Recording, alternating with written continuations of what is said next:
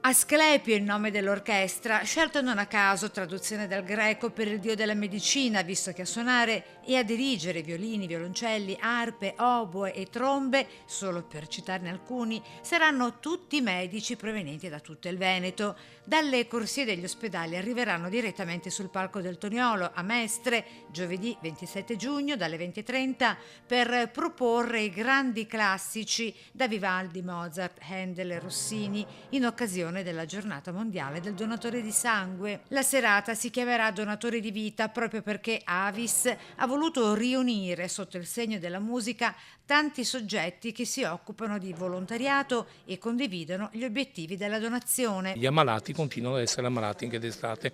quindi colgo l'occasione proprio perché sono qui di fare un appello a tutti i donatori: prima di partire andate a donare il sangue. Quindi è davvero importante assolutamente far conoscere l'importanza di Avis e dall'altra parte anche coinvolgere tutto il terzo settore, perché in questo concerto non c'è solo Avis protagonista, ma tante associazioni del territorio che insieme ad Avis raccontano questo messaggio. La serata si chiamerà Donatori di vita proprio perché Avis ha voluto riunire sotto il segno della musica tanti soggetti che si occupano di volontariato e condividono gli obiettivi della donazione.